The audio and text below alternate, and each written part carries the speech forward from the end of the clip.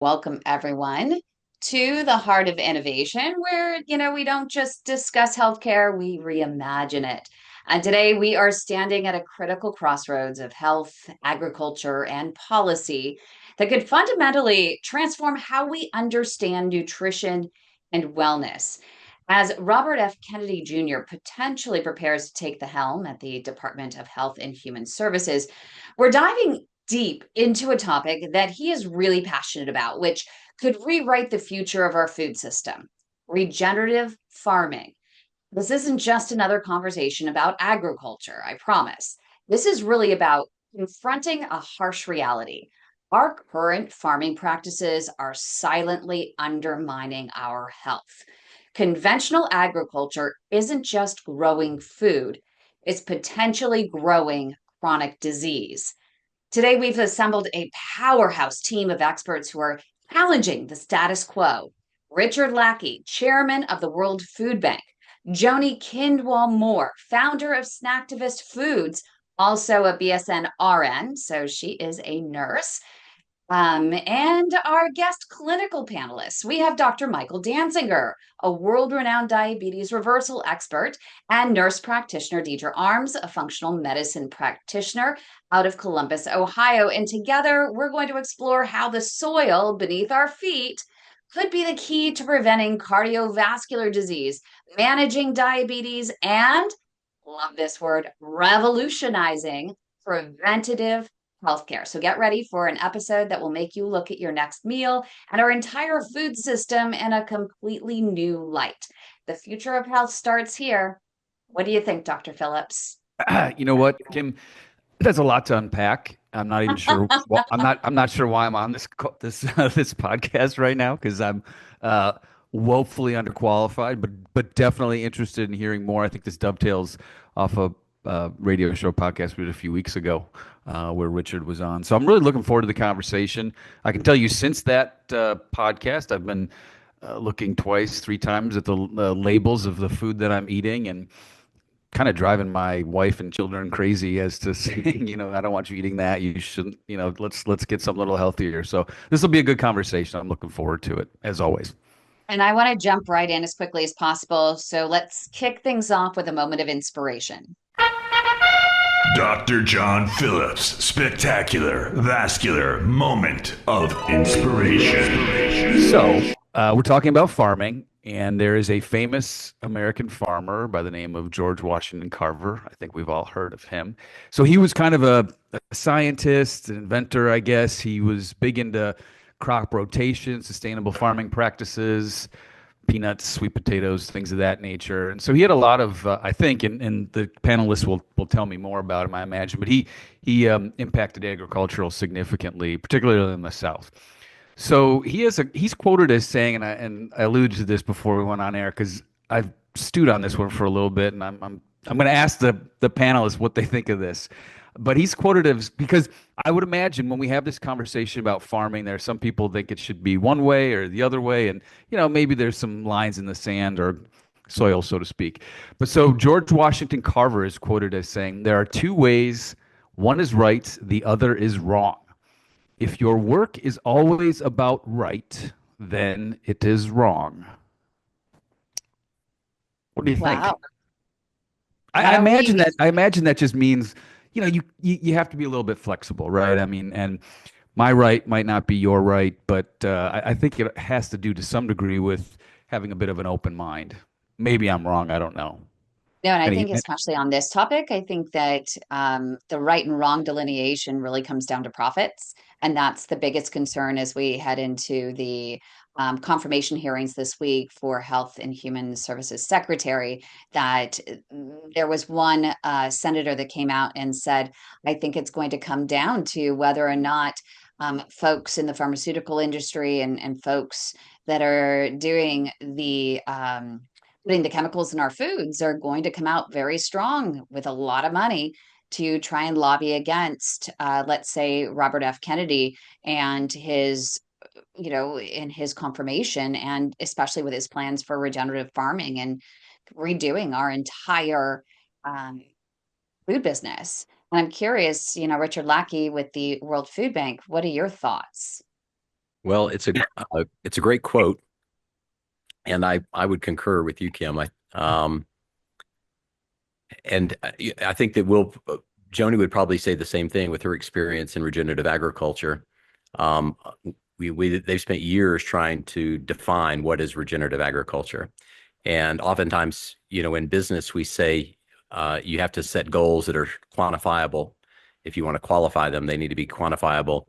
And so that you can't reach goals that you don't know how to measure them. And in general, I kind of agree with that. But in agriculture, it's a little bit different, in part because it's a lot more complex. And so in the organic movement, and this may be a place to break this apart, in the organic movement, it was quit using all chemicals, don't do anything like that, grow with nature, partner with nature. The problem was that if your soil is dead, it just doesn't come back to life immediately. There needs to be certain things, and you may be overgrown with pests, and there needs to be some management. So the regenerative idea was more, we're going to take you where you are and put you on the path to doing better.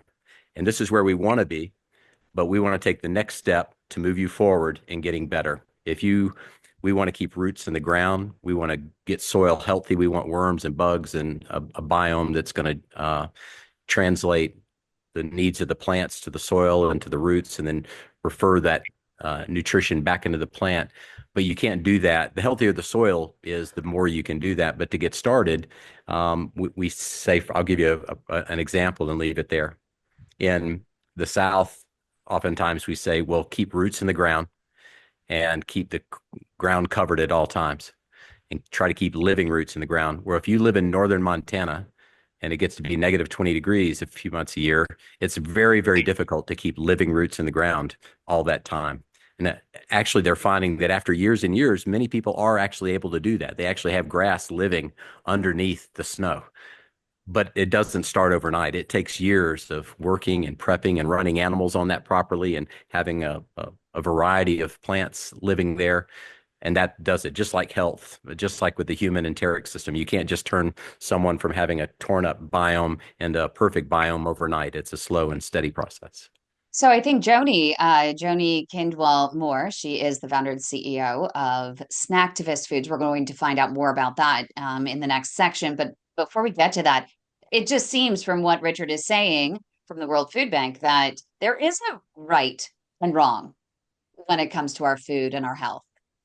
Yeah, I honestly feel like it's a very dangerous endeavor to put a prescriptive reductionistic paradigm on something that is nature driven, because just like George Washington observed, like, if you're so obsessed with just the right way, chances are, rather than responding to the needs of your system, you're going to be responding to the needs of your paradigm.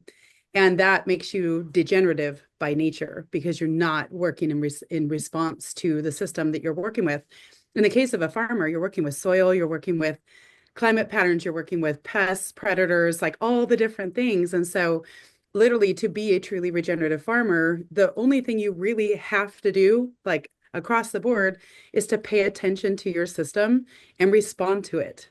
So it's really about power of observation and about continuous improvement. And it's more of a Kaizen approach in that way, where the minute you start worshiping a paradigm, you start neglecting the needs of your ecology. So that's the way I feel about it. So I think that's a really wonderful quote.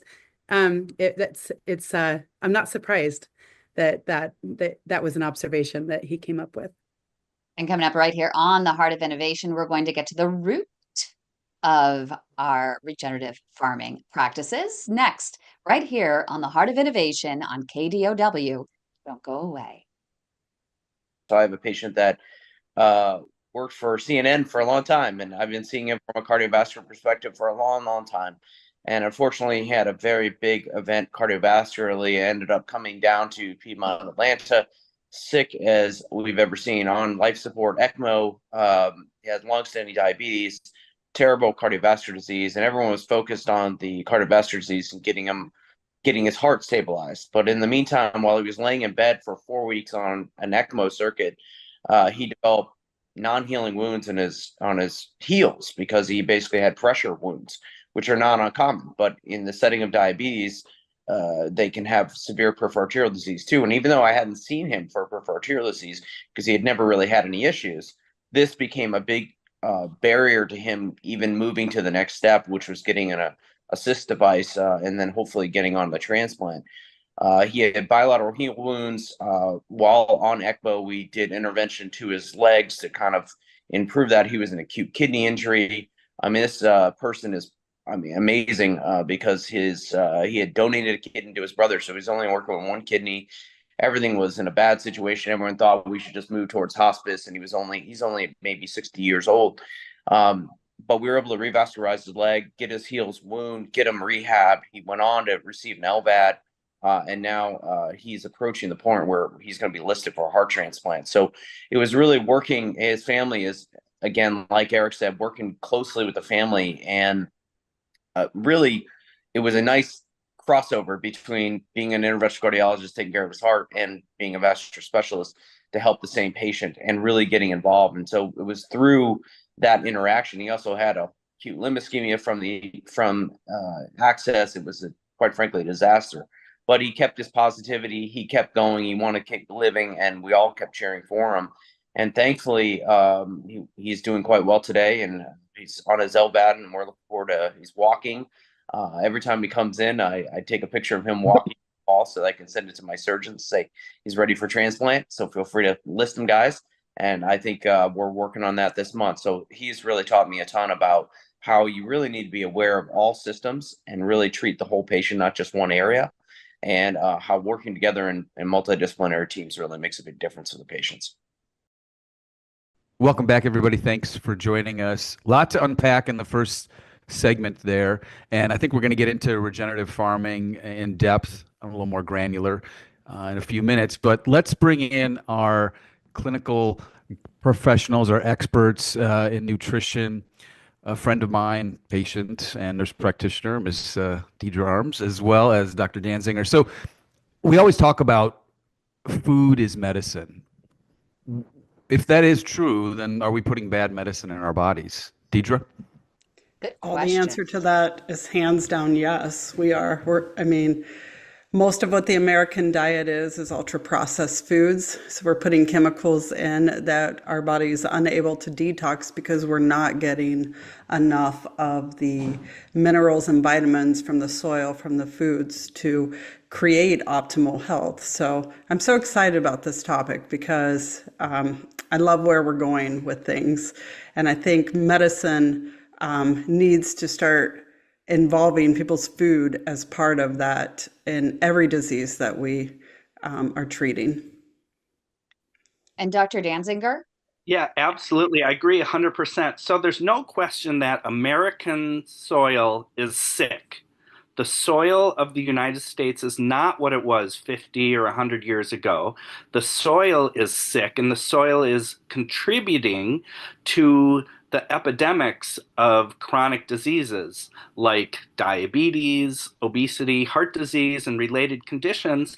And we'll want to talk a little bit more about why American soil is sick.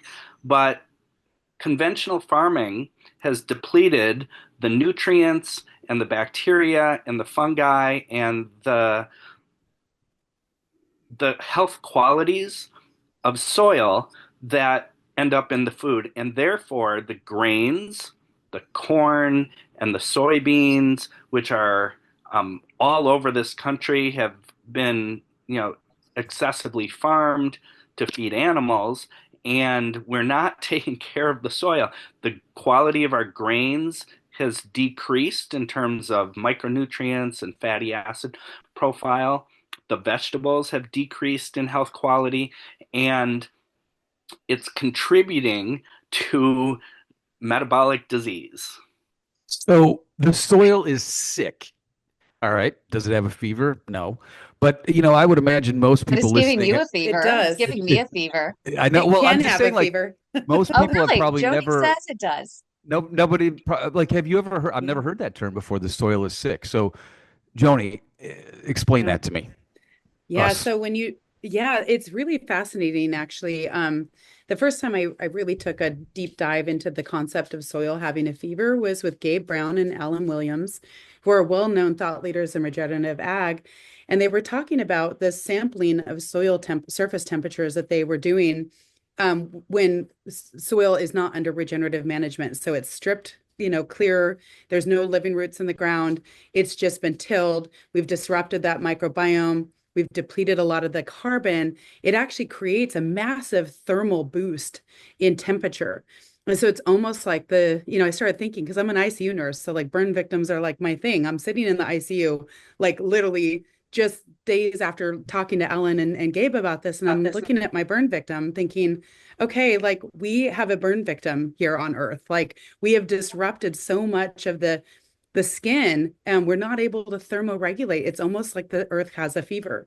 And there's ways to fix that and repair that. But just like a patient that is a burn victim that has so much skin affected, we start seeing multi-organ failure, renal failure, kidney failure. Same thing is happening in our soil. Our water cycles are disrupted and failing. Our nutrient cycles are disrupted and failing, and our carbon cycles are disrupted and failing. And so when we really think about the earth like a patient, it makes a lot of sense.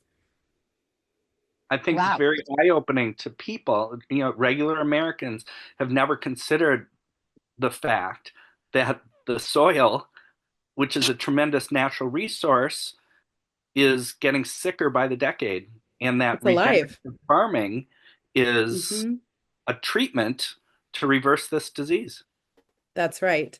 Yeah, and what Gabe and Ellen saw was, healthy soils that had that cover, good soil organic matter, even on really hot days when it's 105 degrees outside. Maybe the soil's like around 105, maybe lower. But if it's been stripped clean, it's like 150, 160 degrees. And you're just frying that surface. So it's living systems can absorb, they're resilient, they can absorb that heat and they can deflect it out. Wow. Richard, And so, go yes, ahead. go No, I ahead. was just going to say, so Richard, are there certain areas of the country that are sicker than others based on climate, or is it all sick to some degree? Make sure you unmute.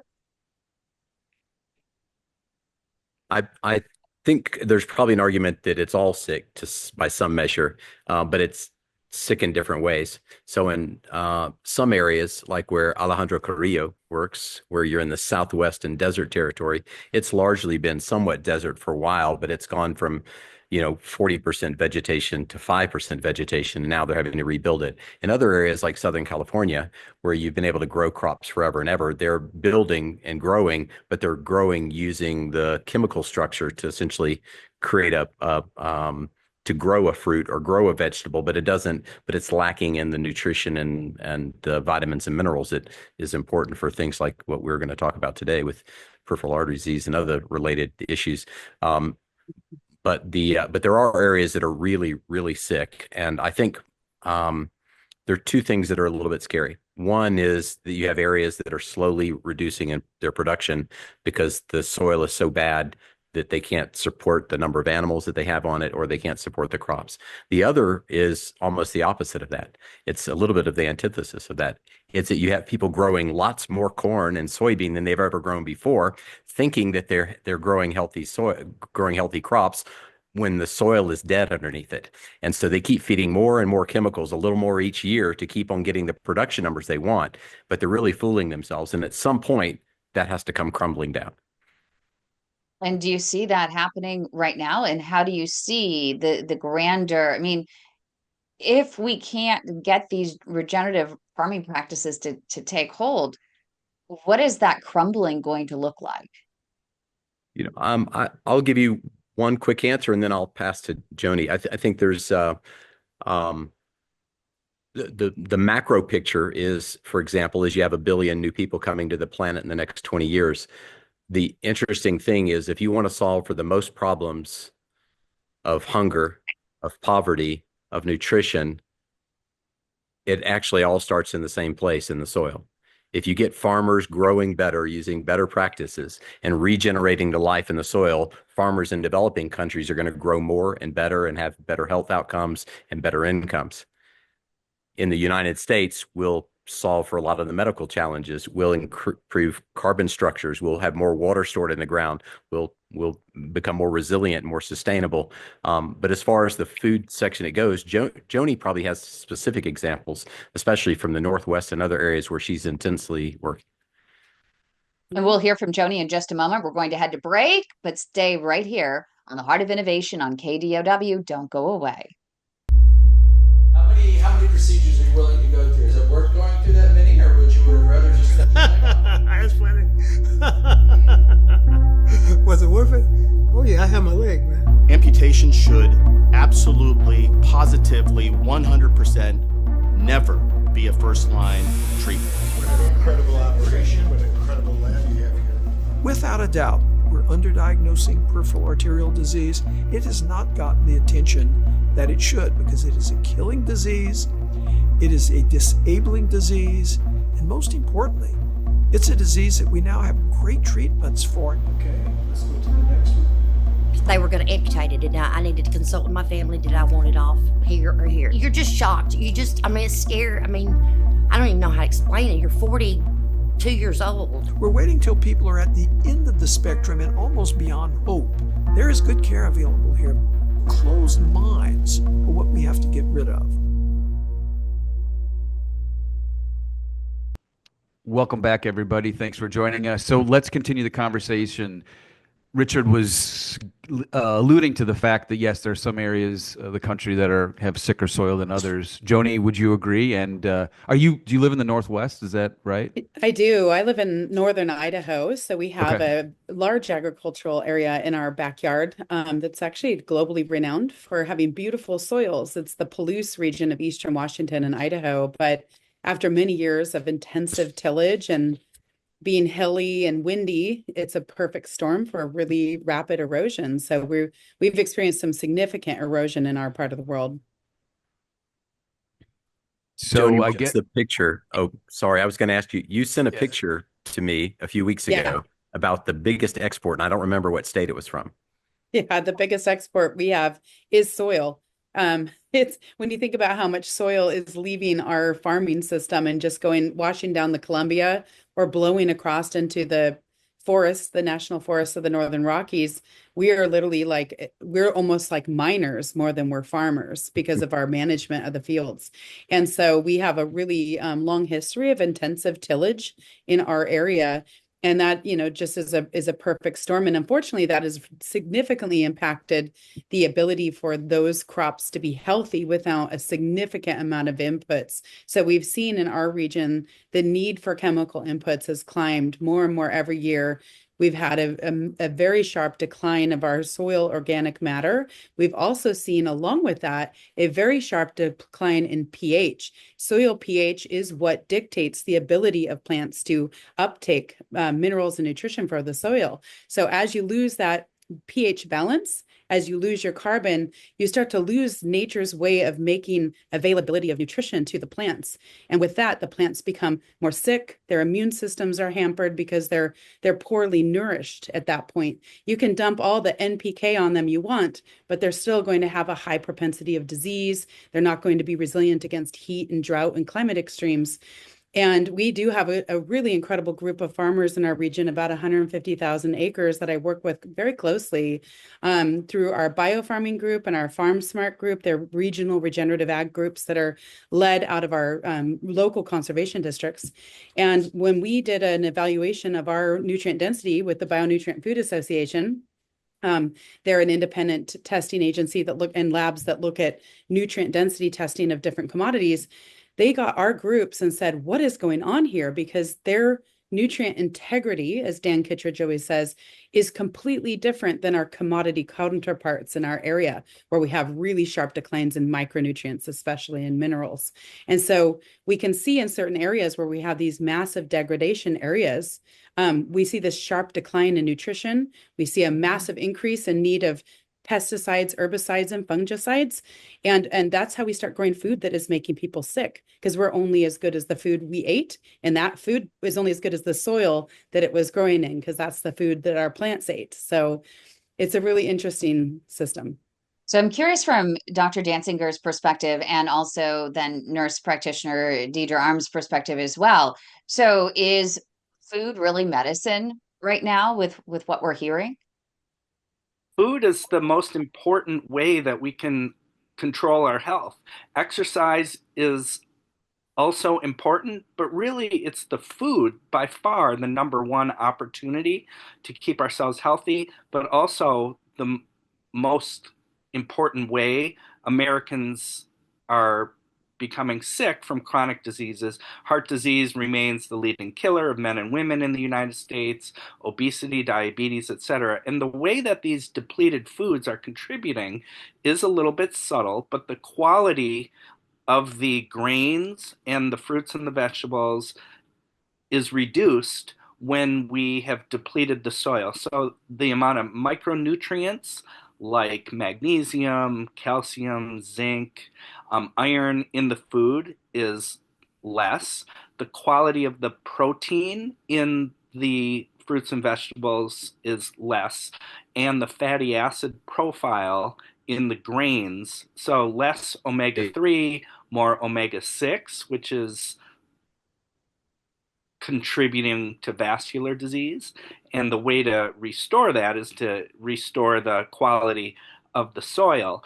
And then I'm also concerned about the fatty acid profile in the animals who are largely eating the corn and the soybeans. So if you drive, through the United States, you see mile after mile after mile of corn or soybean, which is mainly to feed animals. And when we just have monocultures of these animal feeds, it gradually worsens the quality of the saturated fat versus the unsaturated fat in the meat that we eat. So, the organic apple that I just ate before the show, is it maybe not as organic as I thought it was?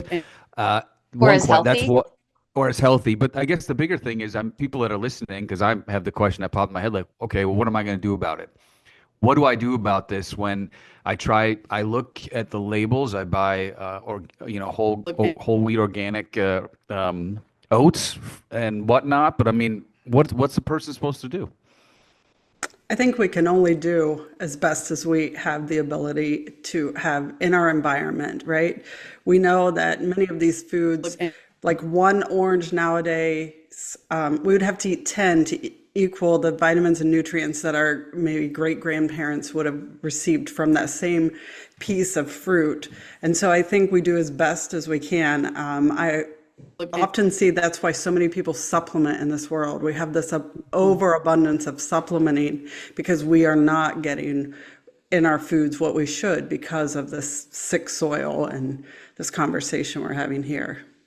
So instead of an apple a day, I need about 10 apples a day. Yeah, to keep Dr. Phillips away. That's such a good point. Because, I mean, we blame Yeah. patients for their lack of satiation, and Yeah. this drive to eat. And we never talk about the fact that that's actually nature's way of telling us we're still majorly deficient in nutrition. And that's why when people eat a lot of super ultra processed foods, they eat and eat and eat and eat. It elicits this drive to keep consuming because you're still silently starving. So aside from like having your own little farm and growing your own corn and raising your own animals, which is obviously not practical, and Richard, we talked about this last time, getting to know your farmer and your rancher and their meat, the way they raise their meats, etc. But I mean, are we supposed to supplement? Is that really is that the answer in 2025? I think I think you have a couple of different things you can do. One is you do have perhaps to supplement. It depends on where you are, but the other is to pay more attention to agriculture. Many of you are based in California, and right now you have a dozen or more farmers that are getting shut down in the dairy industry. And if you can get those dairy farmers to grow regeneratively and get them to produce milk that you can buy locally, that will be exponentially better than the other milk that you get that's hyper pasteurized. It goes through ultra high temperature pasteurization. That process in and of itself kills all of the enzymes that God or whomever put in there so that your body could take it. Now we have people that say they're lactose intolerant. Well, it's because you killed all of the enzymes in the milk that make it so that you can tolerate it.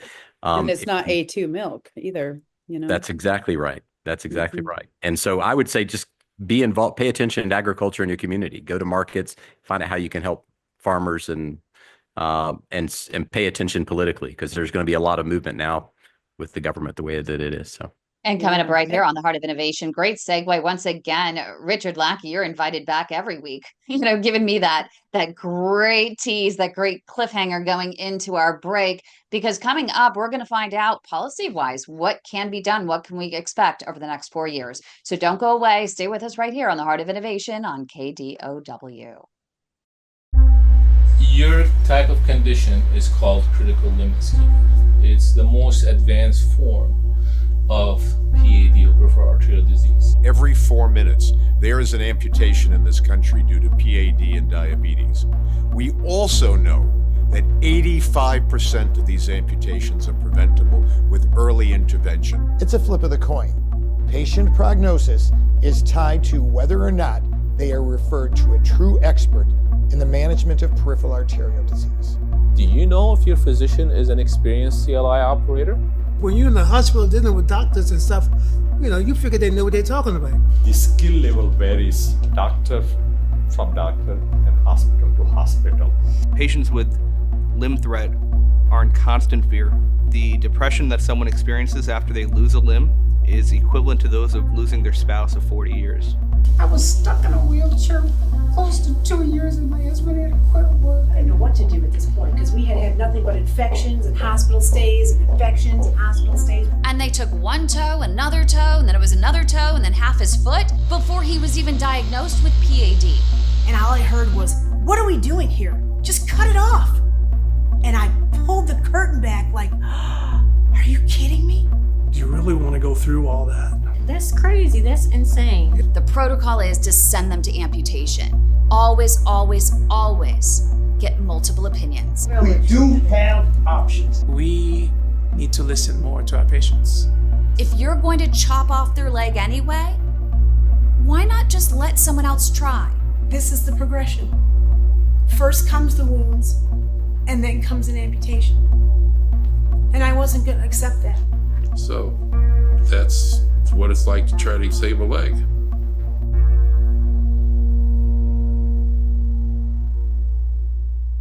Welcome back, everybody. Thanks for joining us. So before we get into potential policy changes with this new administration, I brought out some milk that was in my fridge because we finished the last segment about milk and how it seems to be ultra pasteurized. So this is Fairlife, okay?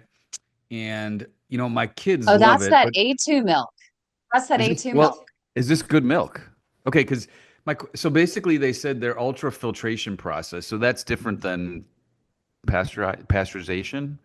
But at any rate, so it has more protein than regular chocolate milk, less sugar, more calcium, and it does not have lactose. Is this a good milk or something like it? Should we be drinking this by the gallons in my household?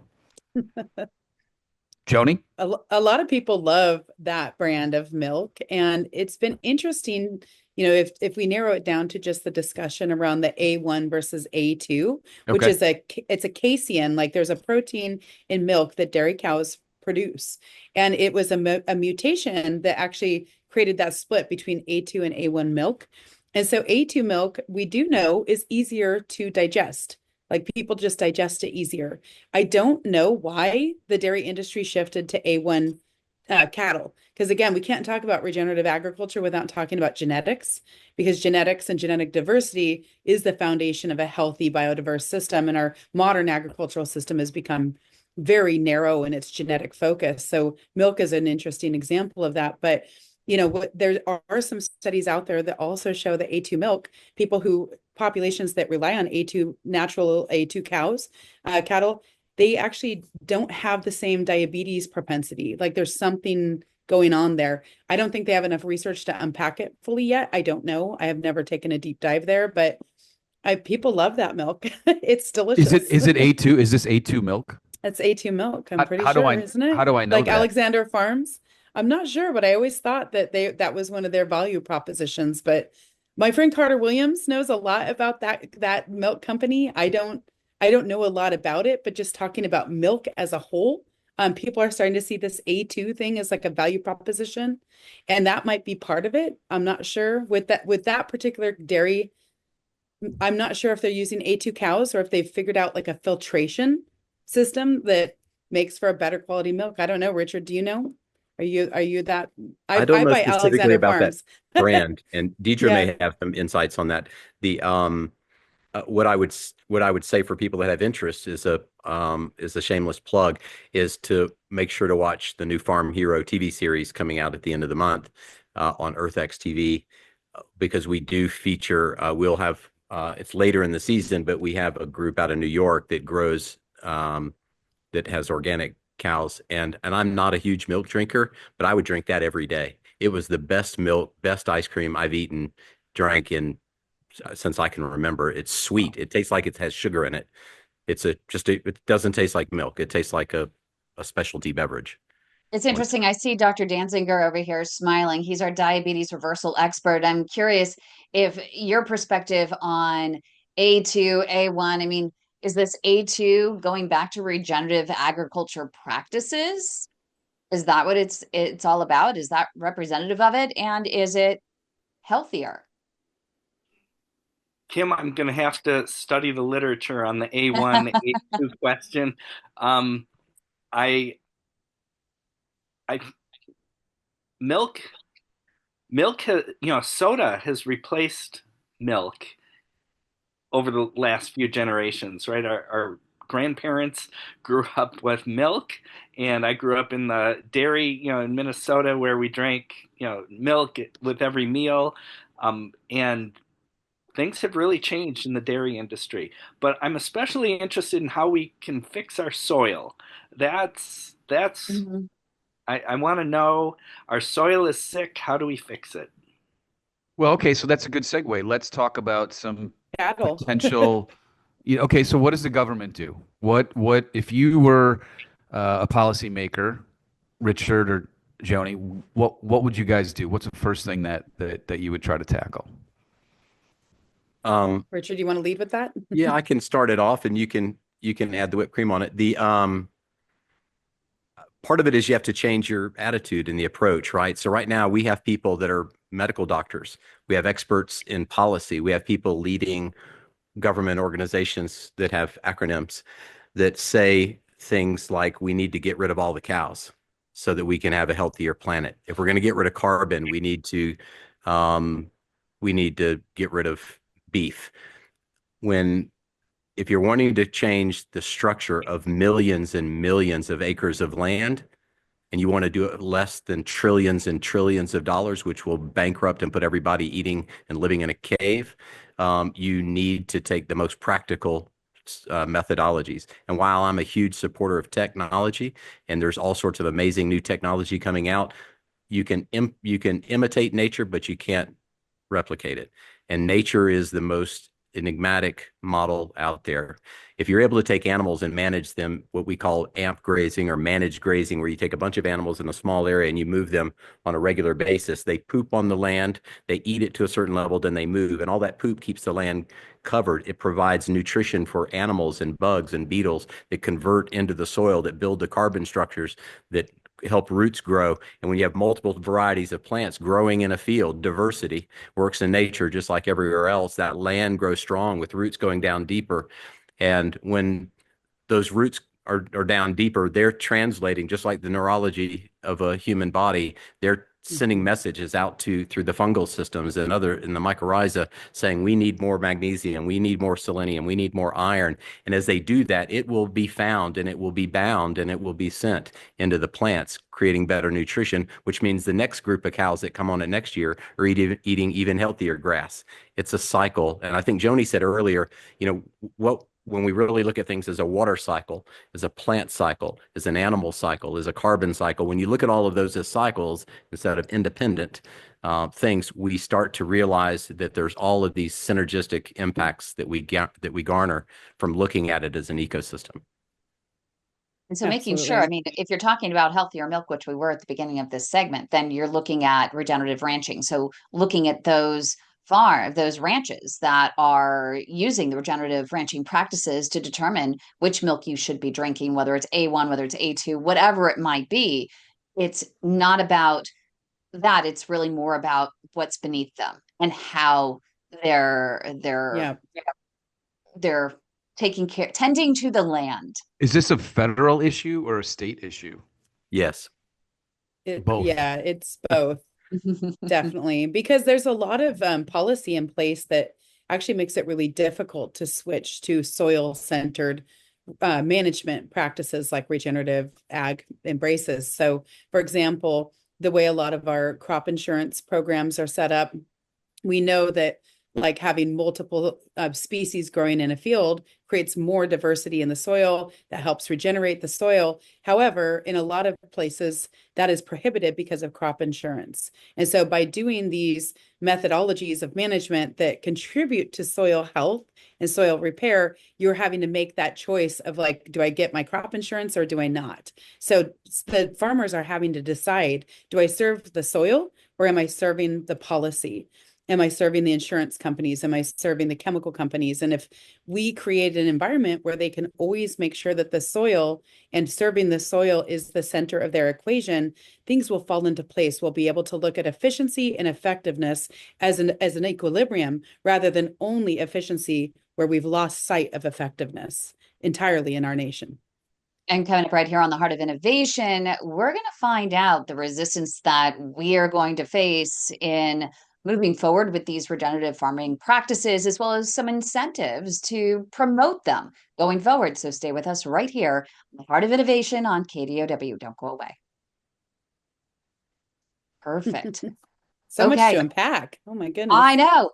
So what we were thinking, so we have 4 minutes here for the rest of the show, but then we can continue and we probably should give people more of an idea of the World Food Bank, Farm Hero coming up, also Snacktivist Foods. I want to get into, some of what you're doing there because you're creating some packaged foods that are supposed to be healthier. So, but first, let's just get through the 4 minutes and we will start with Dr. Phillips. So maybe just short, takeaways on the resistance that we're facing with adopting these regenerative practices and maybe some incentivization to promote them. I just want to say snacktivist, but I guess I'll have to do that off the air. All right, let's go. Ready? 3, 2, 1.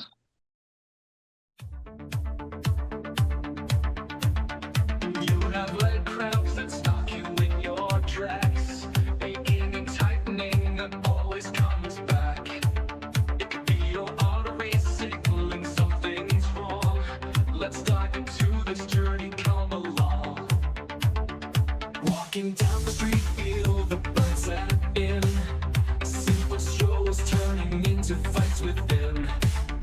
Don't ignore the signs, your body's playing loud. Time to act now, stand up and be proud.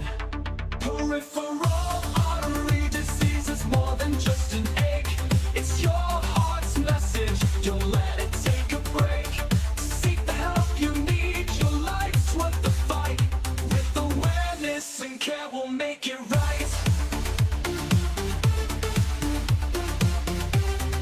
Welcome back, everybody. Thanks for joining us. So as we went to break, we were kind of discussing some things that you guys were discussing things that you think are important to potentially change in policies, whether it's state or federal. But is this just pie in the sky stuff, or is there any way that will incentivize farmers or policymakers to move the needle in this direction? Joni? Absolutely. Yeah, absolutely. I think that there's a lot of change coming when it comes to shifting incentivization, both for economic, just economic frameworks, but then also larger frameworks that are kind of beyond just the economic paradigms that we normally respond to. Like there's a lot of interest with larger purchasers, supply chain partners. We work with a lot of those folks where they're starting to think, we've made commitments to carbon neutrality as a corporation. How can working and partnering with regenerative agricultural, stewards, whether it's on the livestock and animal or on the plant side, help us get and reach those goals? That may not necessarily be an economic argument. It's literally a shift in thinking about externalities and thinking about soil and soil health as an asset class. I mean, that's like really interesting concept right there alone.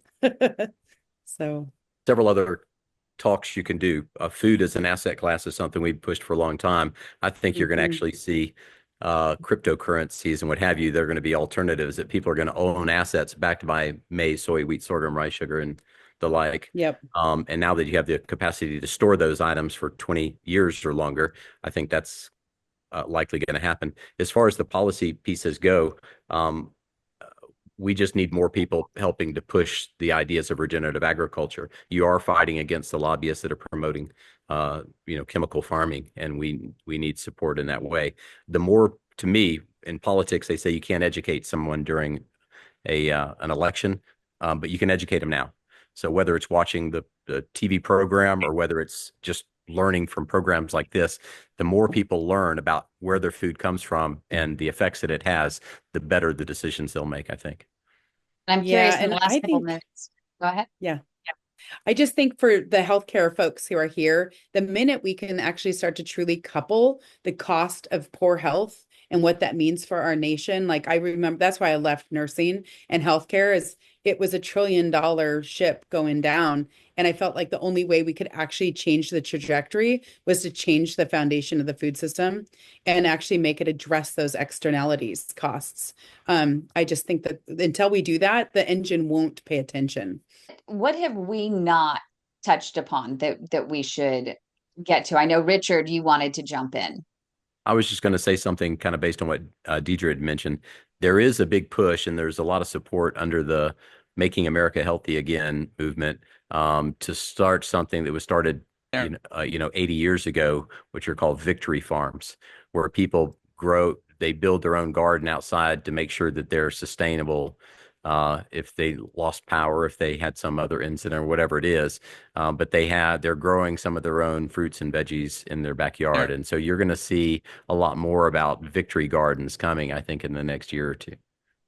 But I guess what I want to know as a listener, and we talked about it, know your local farmers and whatnot, but realistically, for someone that's just shopping in the grocery store, and I know we've talked about this on the show as well, like looking at labels and things, but like, how do you truly know? I mean, again, I got the milk here. It looks really fancy and it looks super healthy to me, and I think it is, and it's more expensive, but whatever. But I mean, just some little hints and tips for patients, I think, would be really helpful.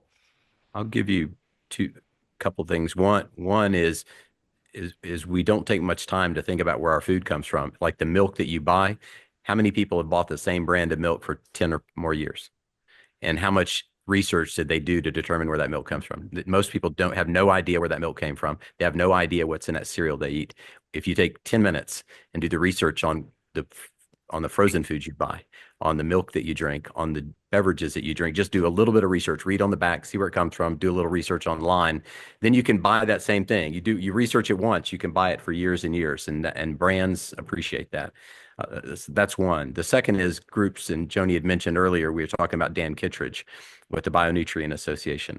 And Dan has a technology, and there's a couple of other companies creating similar technologies that essentially look like it's about that big, yay big, 5 inches long and a couple inches wide. And it is it uses IED or IED. It uses what do you call it? The lights, LED lights. IED. I've been talking to people about bombs. LED lights, and you can shine it on a fruit or a vegetable that they have in their database, and it goes 5 mils deep or whatever into that skin, and it can tell you what the nutritional content is of that. So, and it's going to be under $100. So you're going to have guys and gals walking through a produce section looking at a pepper or an onion and going, wow, this pepper is 3 times more nutrition than that pepper. They're going to buy this one and not buy that one. And groceries in turn are going to have to say, I'm discounting your pepper. I'm not paying you as much, or I'm going to pay you a premium for this one. And eventually nature will carve out those people that are not growing the more nutrified vegetables and fruits. So the folks that are interested in the long term need to start using practices that'll grow healthier soil so that they grow healthier vegetables so that they can serve they're sustainable, because the market is going to push them out if they don't. It is. And I mean, this revolution in handheld spectrometry. So it's like a spectrometer. Like back in the day when I was doing research, we had those and they were sophisticated $1 million instruments. And now they are handheld. Like we actually have been able to scale that technology. So not only can consumers have that at the point of purchase, but also farmers can have that in the field. And what that's doing is for farmers that are in the field and they're having access to these, more nimble, inexpensive testing methodologies, is they're able to start to put cause and effect together with the outcomes of their nutrition of their crops.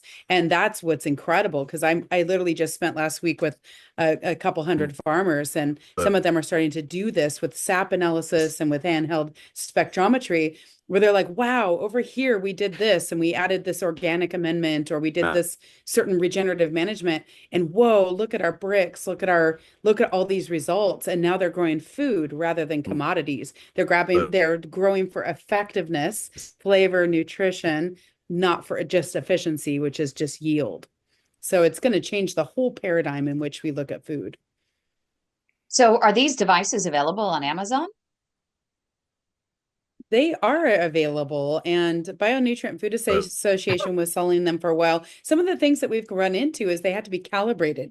Like, what are the norms? What is the database that collects the norms in which we're looking at our data that we gather today against a data set that we're driving towards, like a range of desired range for whatever nutrient. So that's some of the work that's been done over the last, 10 years, really. And I think in the next 3 years, we're going to see a revolution of how we understand nutrient density. So you think the change is going to come not necessarily from the top down, but more of a groundswell of 100%. people. Oh, interesting. Interesting. Yeah. And that's part of really what needs to happen in general to, rehumanize our food systems again and make them resilient and to reflect the needs of a community. Is we need to re-embrace distributed food systems, not these highly consolidated systems like our grain sector is owned and controlled by 5 major global entities. They own all the seeds, they own all the inputs, they own all the processing facilities, they own the markets. And so they've created a really favorable condition for them that is literally at the expense of the quality and the economic, sovereignty of our farmers. It's crazy. And it's not resilient. I mean, it's when you look at global instability or, whatever catastrophe that could come our way, like COVID, that creates disasters when it comes to availability, because distributed systems are more resilient. I'm curious from nurse practitioner Deidre and Dr. Michael Danziger that, what was it back in the 90s? You had the Estelin and the Dean Ornish diets, the reversal of cardiovascular disease that were really based a lot on the whole grains that you're eating. And then since then, just in the past, 10, 15 years, we've really gone away from that. We've realized that diabetes is a really big problem. And a big part of that are some of these grains that are high in carbs. And I'm curious, do you think, especially Dr. Danziger, you say, the soil is sick. Is that one of the reasons why you just don't want to advise your patients to be eating all of these grains at this point? And do you think that regenerative farming practices may change that? Great question, Kym. So even though we've pointed out that the quality of the fruits and the vegetables and the grains have been going downhill decade by decade, you still want to keep yourself healthy by eating foods that are as close to nature as possible, foods with one ingredient. You want to eat a tomato. You want to eat an apple. You want to eat whole grains, even though the quality of those foods is not quite what it was generations ago. What we're trying to steer away from is foods with a million ingredients and foods that are highly refined. And so everyone recognizes that whole grains are better than refined grains, but that fruits and vegetables, I think, are better than whole grains. And so we should still be eating salads, and in many cases the organic versions of the fruits and vegetables that we put in our salads and in our bodies are superior, but that's not always the case. And if we could all grow our own on soil that's not depleted, that would be superior in every way. And so it really is the ultra processed foods that have a million ingredients that's making us sick. But we have a big problem in this country in that we're depleting our soil. And so we we know that regenerative farming is going to improve the quality of our foods. So for people with diabetes, you don't have to shy away from fruits and vegetables. You want to shy away from refined grains and lots of sugar and the obvious things. So those are my thoughts. Before, I know Douglas has a question here, but I'll play devil's advocate. Dr. Danziger, I'm on a fixed income. My budget, I have a hard time getting fresh fruits and vegetables, let alone going to meet my farmer and picking the grains and whatever. So what do you do there? Because again, a lot of my patients, they're eating stuff out of cans, which that's even worse because there's so much sodium in it and stuff. But how do we make these foods more affordable for people? Yeah, that's an important point without any simple answers. I would still point out that in many cases, the processed foods that we're eating are more expensive per pound or per calorie than the fruits and vegetables. You can still find vegetables for under $1 or $1.50 a pound. You can still find fruits for under $2 a pound in most places.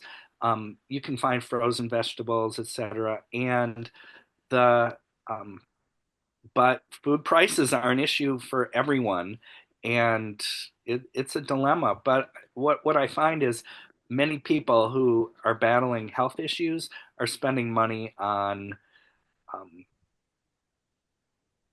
they're going to Sodas, Frappuccinos. lots of sodas. a lot of takeout meals that are Yeah. more expensive than what you could make at home, or expensive coffee that you get at The a Frappuccinos. Yeah. and Mhm. so when I really drill down when people are concerned about money, if they would do more home cooking from Mhm. store-bought ingredients than what they actually are eating, which is a lot of takeout and restaurant food, they would save money each month. It's so interesting that you say that because I have patients that I buy groceries for, things like that. And they would say, I can't afford the good groceries. And then they're buying packs of cigarettes. And I'm like, no, wait a minute. You have enough money to buy the cigarettes, but you don't have the money to buy the healthy food. So we all have to prioritize, right?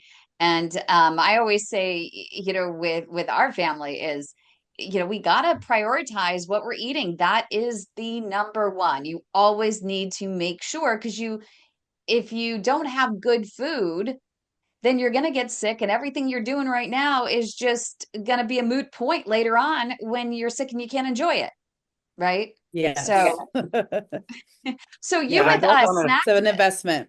But I It's an don't want to investment. dismiss the problem that you raised, Dr. Phillips. Yeah, people do need to spend money on groceries in order to keep themselves healthy, and it's a dilemma for a lot of people.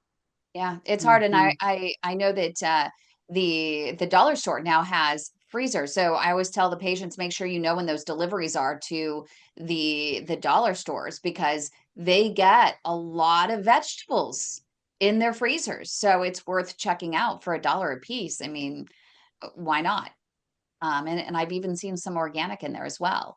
But I'm curious about Joni and Snacktivist because you have your own product line and it's built upon the whole idea of regenerative agriculture. Would you want to talk a little bit more about that Sure. and how you've been able to build it? It's actually a really good timing because Snacktivist grew out of my observations as a nurse and working with the public and living in areas that were remote and food deserts. Most of my nursing career was spent in the northern latitudes, so Alaska, northern Montana, northern Idaho, areas where we have very cold, dark winters. We don't always have access to fresh fruits and vegetables. And really putting on my hat as an ethnobotanist and thinking through the fact that for a long time, many human populations seasonally did not have access to fresh fruits and vegetables, but still enjoyed a high vitality index because they were eating high quality staples. And the fact that we have completely bastardized our staples has resulted in a massive health epidemic. And it's not necessarily the grain's fault, it's literally what we have done to the grain and the starch sector overall. If you do, when you look back at the record of people not tolerating grains. You look at actually the use of desiccants, and that's when you apply a chemical like Roundup. There's many chemicals that are used as a desiccant. But in 1996, the EPA changed the regulations around the use of those chemicals as desiccants and changed the allowable threshold for desiccant residues on these crops. And that when you look at the epidemiological data and the autoimmune response, rates of chronic digestive issues, chronic allergies and food allergies, it literally goes in step with the use and application of widespread desiccants and other biocides like glyphosate. It literally follows the same. And so as a nurse sitting there going, okay, how do we reclaim our grain sector? How do we bring back grain diversity? How do we bring back grains that aren't grown using these heavy chemical applications and foster that soil health? We need to have innovation because people don't know what to do with them. And so that's what Snacktivist was based on, especially in its early years, was like, how do we elevate these opportunity crops or forgotten crops, including grains and pulses. And we do actually work with potatoes and bringing back different types of potatoes that have lower glycemic index, higher protein. So they're not just starch bombs that are covered in chemicals. That is what our modern grain and starch sector is anymore. It is just carbohydrates bathed in chemicals, and it hammers your microbiome. It hammers your glucose in your metabolism. And there's a reason why it's making us really sick. So I did build a brand, and we actually never launched a lot of the products that we founded our company on because I realized it was, building a brand and getting things out into the market is a heavy lift and very capital intensive. As a rural founder, you don't really have access to sometimes the tools you need to really, get out into the market. So I ended up working with many, many farmers and got into supply chain work. So in addition to having a product line that brings ancient grains to the modern table, we actually do a lot of work with brands that are already on every shelf in America that want to have better quality supply chains. And we help them access millions of pounds of what they need from farmers that are using regenerative agriculture and can deliver a promise of a clean commodity. So whatever that crop is, we can say, hey, we tested all of this. There is no glyphosate residue on this. It is safe to take to your customers. And so we work and we do this innovation work where we bring together the farmers, the processors, and the market players, and we bring them higher quality food that is, going to change the notion of how people eat and understand quality. So that's the other hat of Snacktivist. We do two very different roles in the market. So Joni, I'm assuming, yeah, you must eat. Do you eat the foods, right, that you have? Do you notice a difference like in your energy or just overall health? Oh, 100%, absolutely. And I mean, I've always been kind of a granola cruncher. So my kids always laughed that they were those kids that had to bring like oh, your parents must be hippies. Look, you guys have healthy food again, all made from scratch in an aluminum container. But what's interesting is as my kids have aged, I think that's the most interesting thing. They went through their they go through the teenage years. They're like, I'm not eating this stuff anymore. I'm just going to go eat at Wendy's like everybody else. And they're seeing the difference. They come home and they're like, we're over it. We can't eat that stuff anymore. It makes you feel horrible. And then I have heartburn and all these other things that people complain about. And, most people, if you look up Snacktivist right now, the most readily available consumer product is a baking mix. I personally don't use baking mixes because I cook from scratch. I'm not a ready-made packaged food consumer myself. But what we heard from our consumers in the early years was like, you have to make this easy for us. If you want us to make a pancake that's out of whole grain teff and millet, make it easy for us. Just add water and that's it. So that was a response to our consumers during COVID that were stuck at home trying to, feed kids healthier options, allergen-free options. And so that's, you can go to a store in New York and buy our products. But honestly, where we're shifting is away from that because we don't think that eating a lot of processed baking goods are necessarily great for your health, to be honest. We're more concerned with like, how do we systemically impact the food system so that everybody has access to better quality staples that are affordable. So no matter what, these mixes, so I shouldn't be getting mixes. I should get the grains themselves, the ground grains themselves It's and the then create the mix best. myself. Yeah. Okay. I gotcha. Yeah, if you want to go buy our mixes, that is great. But I'm always really careful about saying that they are not the healthiest thing, because if you're going to be a purist, you're not, you're not going to be using a ready-made packaged mix. It's not the ideal thing. And people would probably go, "Oh my gosh, I can't believe you're saying that." But I'm an activist first. I'm a businesswoman second, and that is just the truth. So we have to change our food's norms, but people have to be brought to the table of how to do that. Most Americans don't know how to cook. So for them, it's empowering to pick up a bag of baking mix and go, "Oh my gosh, I made fresh baked bread. I have never done that before. Thank you, Snacktivists. You led the way." That's the gateway drug. They're going to start feeling better because they're empowered. And that line is a gateway drug to getting them to really take control of their kitchens again and make friends with cooking. This So is music to the ears of nurse practitioner Deidre. It is. This is what we love, is It's hard to when, do. yeah, it is really hard to do. And Dr. Danziger, do you think any of your patients will be doing things from scratch? I'll let them know about Snacktivist and the website. And yes. Oh, yes, snacktivistfoods.com. And my favorite product that we make is our whole grain sorghum focaccia bread. And so sorghum is a forgotten grain from Africa. It's a staple in Africa. It's actually grown, it's the fifth most commonly grown commodity in the United States.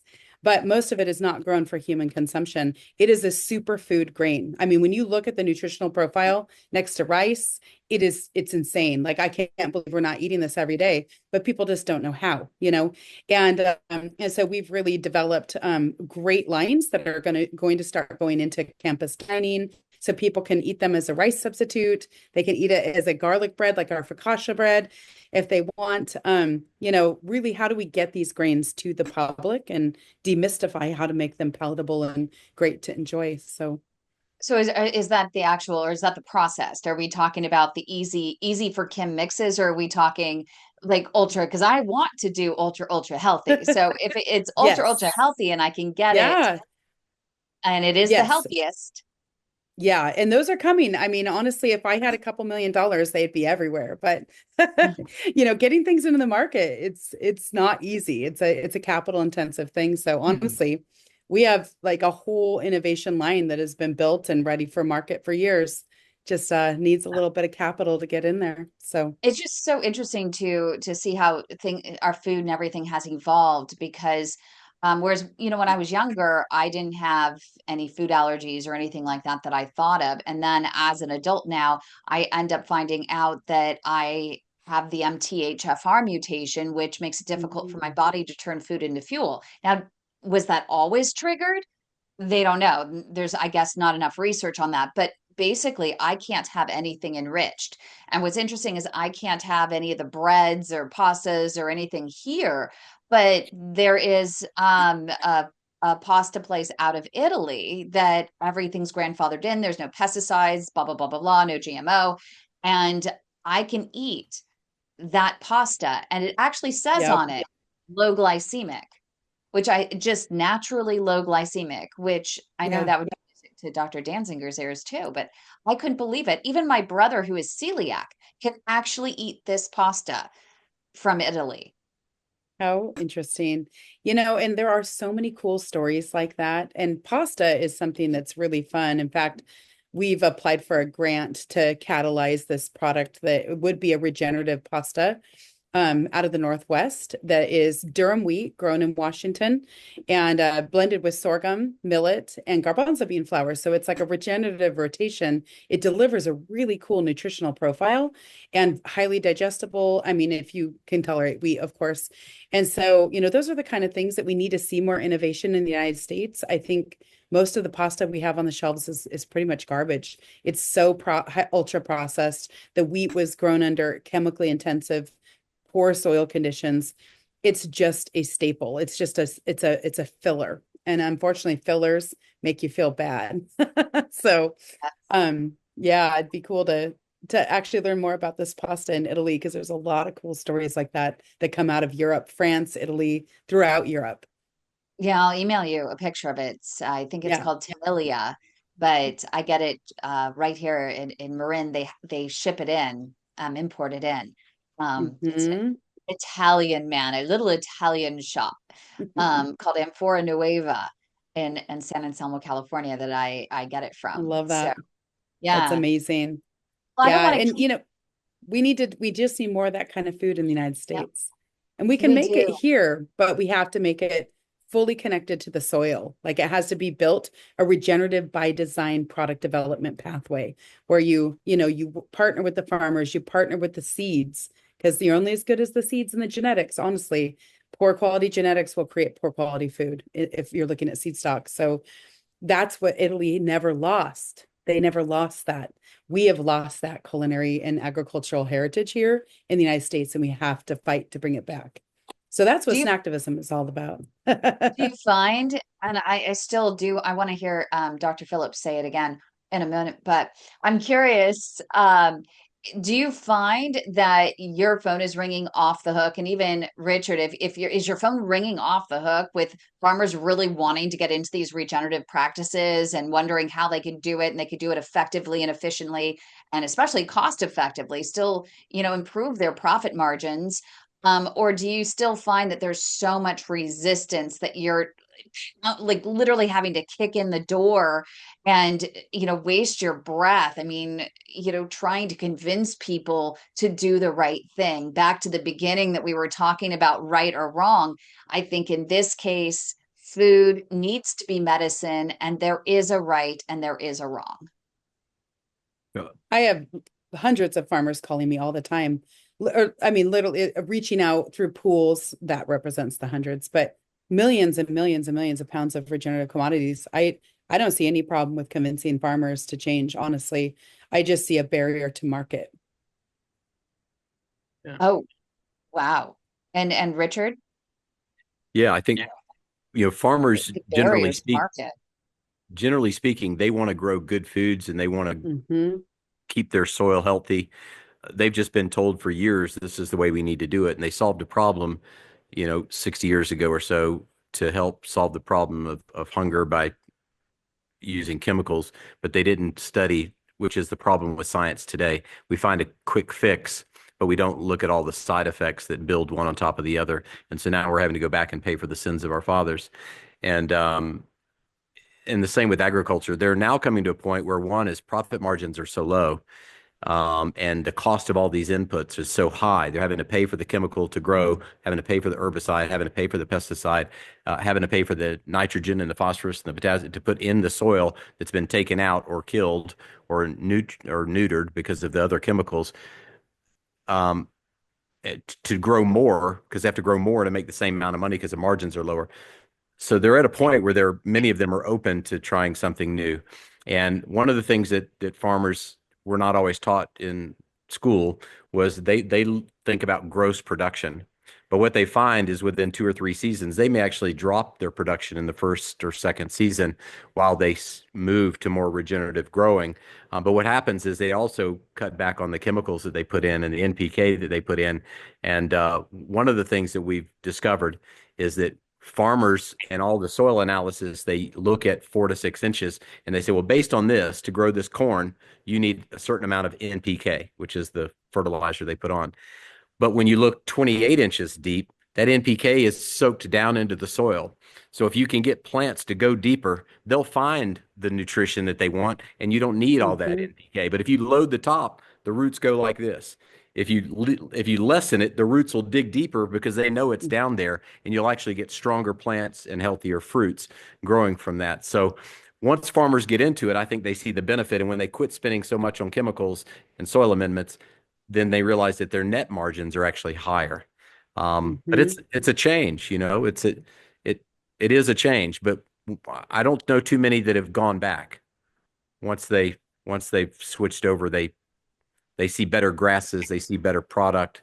I don't know of too many that have ever gone back once they started using regenerative. Yeah, and they're excited to get up and not just go, what are we going to kill today? They literally get up and they start to steward their plants. They're like doctors, it's like they get to go back to healing people rather than fixing problems. They get to go back to healing their system rather than fixing the issues or killing the bugs or killing the fungus or whatever. And it's transformative to them emotionally, spiritually. Like when you have these in-depth conversations with farmers, this is like a deeply spiritual transition for them, where they have shifted their system from this kind of get up, kill it, nuke it, throw chemicals at it, go broke, to like, whoa, we are now managers of like a sacred system, and we're working with nature rather than against nature, and they are finding that it is profitable, more I want to get profitable. Our hope, Kym, is that's also translating to younger people. Now that next generation is saying, hey, farming can be fun again. And Yeah. it can do something that's really valuable to my friends and my colleagues and my community. And I think we'll start seeing more young people getting engaged in agriculture when they find out that they can help rebuild the planet and grow healthier foods and all of the benefits, more bats and bugs and butterflies and bees and what have you. And it just, I think in the medical field, Dr. Phillips, that we'd say it gives them a warm paraumbilical glow. You know, it makes them feel. So my last comment, because this has been fascinating, but there's probably a lot of headwinds here when you're dealing with billion-dollar companies, or I would imagine billion-dollar companies that make pesticides. And if I'm a pesticide soil chemical CEO, I like what you're saying, guys, but come on, I've got shareholders and profits and fight. Go ahead and fight. I've got I bet you I get some good lobbyists. So that's got to be really disheartening. And that's I a big imagine. deal. That's a big deal too, because you think about the average American and their pension or their IRA. Like if you're part of the teachers union, chances are part of your portfolio is Syngenta, part of your portfolio is Bayer. And so we can't just implode these giant companies, because they actually stabilize our entire economy. So how do we work with these guys? I know that can be a little scary, but they know the future's coming. I mean, we've had some pretty in-depth conversations, and they know things are changing. So I think it's a race to innovate for them, because there's a lot of support that's needed. There's a lot of ways to support this transition besides just selling toxic chemicals that cost the taxpayers lots of money in medical care. I want to get to Heinz's question, and then we'll have final thoughts, because I don't want to take up any more of your time. I could talk about this all night, and I want to get everyone's just last thoughts in there. But Heinz I think has Richard a really and I good too. question. Yes. So, yeah, it's very interesting. Really, it is. But I wrote my question out on the comment there. Since many of our current foods have lead and cadmium, like meats, vegetables, grains, would regenerative farming hinder those bad products? And then you got rice with arsenic and things like that.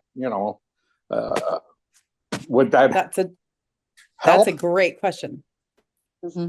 Yeah, that's actually a topic that we work on a lot. I actually have a very close collaborator brand that does testing for heavy metals in all of the crops that they purchase. And we provide technology so that they can validate the test results on blockchain. I have a company in the tech space as well that works on that framework. And what's fascinating is that we have seen a lot of demonstrations of toxic residues being mitigated through boosting carbon levels in the soil, because you really bring back that biological enzymatic activity. When you think about what a healthy soil is, it's constantly generating tons of sugars. It's pumping so much sugar and so much food into the soil, and that wakes up this like sleeping layer of billions of little microorganisms. And all those little microorganisms help to buffer a lot of these salts, toxic salts and chemicals that accumulate in soils. And so, while if you have like a really horrible contamination, obviously you're going to have to do a lot more mitigation than just that. But my observation in looking at different heavy metal analyses is that regeneration can help us restore that healthy balance and not have those toxic levels in our food. Fantastic. So final thoughts, would love to get some final thoughts. I even want to get a final thought from Dr. Phillips, for his patients. But, Richard, final thoughts, and then we'll go to each one of you, Deidre and Dr. Danziger, and Dr. Phillips will close us out after. I would just ask people to be conscious eaters, to think about where you go to eat and ask questions of people, and support your local farm farmers and ranchers, and also pay attention to policy, because in the next 2 years, it's going to be a really, really huge thing. And if you want to have prices that go down for the cost of food, it means that we need to take millions of acres, which is actually not hard to do, but we need to take millions of acres. And we need, as Joni had hinted at earlier, we need to adjust the incentives for the way that we grow now. We need to adjust them to where they're incentivized to use cover crops and grow healthier foods. And it's not a big twist for farmers. We just need to align things. And so policy has a lot to do with it. So pay attention to politics. I don't care for politics, but there's some, when it comes to your personal health, in this case, for the next couple of years, you need to pay attention. And it's at the tip. We just need to push it over. And we need everyone behind it, whether it's sharing it on LinkedIn and Facebook or what have you.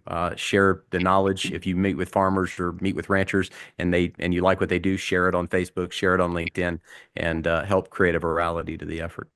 And this needs to be a bipartisan issue. Our health is our health. 100%. Our health. Everybody wants healthier soil, cleaner water, cleaner air. Yeah, you're right. That's one of the great things I like about it. Is that everybody, when they hear it, they go, that's common sense. I tell my children common sense isn't that common anymore. But it'd be good if we could make common sense the standard again. That'd be great. Dr. Danziger. I think this is such an important conversation, and it's time to get the word out there. Americans want to know that their soil is sick and that there's a way to fix it. And everyone wins when we do that. And if it contributes to disease prevention and disease reversal, everyone wins. So those are my thoughts. Nurse practitioner Deidre. Well, I think this is a great topic, but I actually had a question for our patients and people out there in general. Is when they go into the grocery store, is there a way for them to recognize regenerative farming products so that they can start to make these small changes over time and kind of build on that? Like starting small is where I start with all patients and just kind of building on that. But in the grocery store, how can they know the difference when they're looking at all these foods? Joni? It's really tough right now because there is a little bit of a turf war over like regenerative verification trademarks. And then there's not an agreed upon like definition. And so regenerative as a category has a lot of work that needs to be done to differentiate itself and access the market right now, because there's still a huge disconnect. I mean, I know so many regenerative farmers, and 99% of what they grow goes into the commodity silos. It doesn't get put into a segregated channel so people know that they're eating it. Ideally, I would love it to where it becomes the norm, so it doesn't need a label, and that the super degenerative, super highly processed stuff should have the label, and it should probably be a skull and crossbones. But we won't go there today. But it's like, honestly, why do we have to label the stuff that is good? When we really should probably be shifting to labeling things that are potentially harmful to your health. That'd probably be a lot more effective. That's a really good point. And you also had mentioned that device that you could probably buy online somewhere that, would help, right? Yeah, for sure. If people want to get to that level. But I think just even without that kind of an investment, just paying attention to where your food comes from and just taking that extra step to see if it is regionally reflective. That doesn't mean that your regional farmers are using regenerative agriculture, but by rehumanizing the food landscape, that is like the first step that catalyzes that better engagement, better practices. It helps to realign that equation that I spoke about earlier, effectiveness versus efficiency. And when we rehumanize our food system, effectiveness becomes the center of the equation. You want it to deliver nutrition, deliver environmental stewardship. Yes, efficiency brings cost effectiveness, which is important too, but that can come along. I mean, we have tons of efficiency infrastructure. We just need to put it to work and to support the effectiveness side of the equation.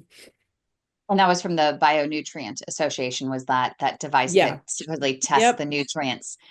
And finally, Dr. Phillips, so what do you think? Are you going to start sending the message to your patients on regenerative farming and how to eat healthier? I think that, number one, thank you everybody for joining us. It's been a fantastic show. Maybe one of my favorites, because it's just the topic is so broad, and yet it is impactful for everybody, not just the folks that Kym, you and I sometimes, speak to with certain medical issues. And, it's not interesting, but it's scary in the sense that as we are in our 20s, we start laying down fatty streaks in our arteries that ultimately can contribute to plaque buildup and blockages. And so this conversation for me needs to start with a 10-year-old or a 12-year-old and really trying to reshape how they think about food and eat healthier and try to understand, as we've discussed, like food truly is medicine. I always tell my patients, control what you can control. And you can't necessarily control some of the genetic issues that you have, but you can control what you put in your body. You can control how much you exercise. You can control that you don't smoke. And I think for me, this is, it becomes personal because I've got young children, and it's important that they learn to eat healthy and why it's important. And they'll be kicking and screaming, but I'm going to make them listen to this podcast. So they'll probably, if they have trouble falling asleep, that'll be fine. No, but seriously, like this is a huge topic. It really is. And I appreciate everybody. For sure. And Thank you. we really appreciate you all being here. And of course, snacktivistfoods.com. And I think we're going to leave this show with a trailer from. What do you call cow poop?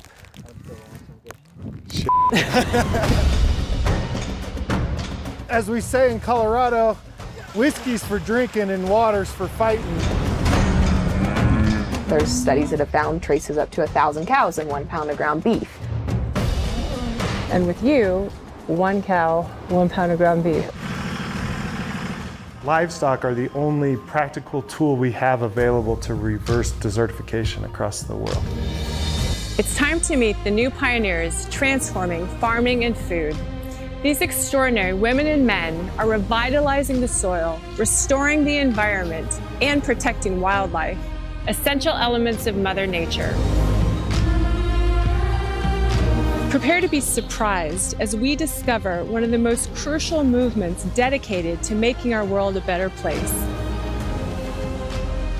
It's time to meet our farm heroes.